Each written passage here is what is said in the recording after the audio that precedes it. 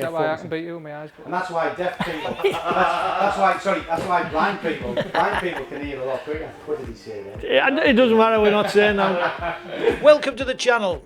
In today's video, Steve Brunskill and special guest Anthony Phoenix will be guiding you through a combination of backhand and forehand drive. Also featuring tip of the day. These tips help provide key insights that can improve your performance.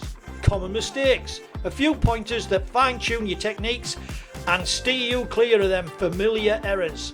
And if that's not enough, Steve throws in a practical drill for you to take away to your next training session. Let's get into it. Right, so today we're going to look at mixing the backhand topspin and forehand topspin together. On the last two videos that we did the backhand topspin or drive and the forehand topspin and drive. Now we've got to look to mix the two shots together. So we're going to have a feeder feed into 2 points there and there. And obviously, you know, in days gone by, people would try to get the forehand in all over, but the game's got that fast now. That's difficult. So the backhand's become more and more dominant, but you need really to be able to mix the two and have two equally strong sides. Makes you a very difficult player to beat.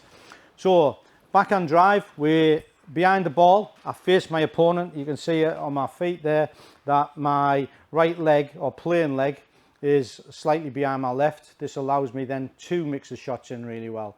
We're going to hit the top of the bounce on both shots and both shots in front. So a little movement over. I locate my elbow. Yeah, my elbow is located. My bat will start roughly parallel to the table surface, and I push forward with my body weight and I come across the top of the ball, up the back of the ball, creating a little bit of topspin in the drives. And after every shot I have a slight look up so I can see where my opponent's bat is angled, so I can make any little adjustments I need to.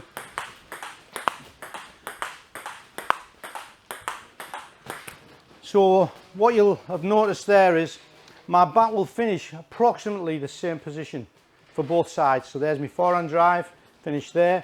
If I was just to relax, I'm in neutral. I play my backhand drive, it's roughly in the same place. I relax, it's neutral.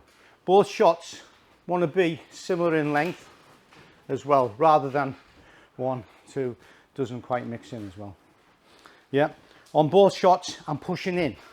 I push in and I slightly push in on the backhand, so everything's coming to the center. So that leads to this side, that leads to that side, and we have a nice flowing action like that, hitting over the ball.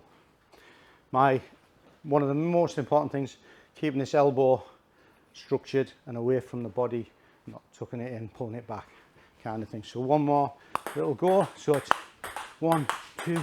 I'll guard my backhand a little bit more as well. So if I leave anything open, I leave my forehand open. I can reach if I have to, but my backhand is much more difficult. So I'll still always guard. I won't come to the center and try and do this. Yeah, so a common mistake is people stand central because they're wanting to own the table equally, rather than I'll guard my backhand because it's much more difficult moving that way than it is this way, and I can also stretch a bit. So guard the backhand and always behind there. And really the blocker should always be blocking it here anyway. What will happen for a feeder is they'll often think, oh, my opponent stood here, so I'll play it there. They should just think, no, I'll keep them over there. So the block will go in here. They don't necessarily have to go that wide on the forehand to allow me to do the exercise, but I've got a closed angle, closed angle, closed angle, and I turn my angle at the top point, at the peak. That's where I'll turn for my next shot.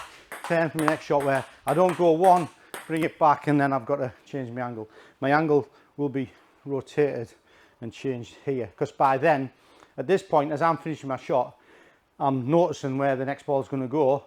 So I either leave it like that, come back if I think he's going to double up, or if I think it's going to be switched, I rotate it then, not waiting until it's here and it's like, oh, I've got to play that shot.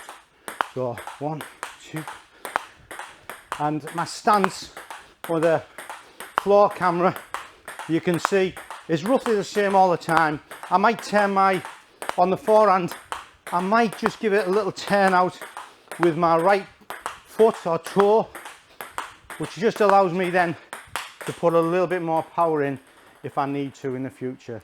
Common mistakes would be standing in the middle, trying to do it all like this, yep, or doing it and having two completely different shots, sizes and finish points.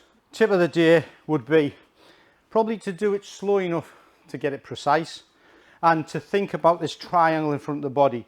So if I do a triangle with my body here, that's my hitting position for my backhand. When I rotate over to my forehand, it's still there, and that's my forehand. So it's 1, 2, 3, 4. So I always have that same common point, and that's what good timing is. So when you hear people say, oh, he's got great timing, I said earlier on, Ant's got really good timing. He knows where that point is at all times really, really well. Sometimes I have a bad habit of, sometimes I'm trying to hit it up high or down low. Yeah, where it wants to be the same all the time. The drill, just like before, just like you've just seen there, really good drill. You've just got a feeder going into the corner on the backhand. It doesn't matter too much about the forehand. So there we've got your backhand, yeah, and then on this side your forehand. Oh, my neck.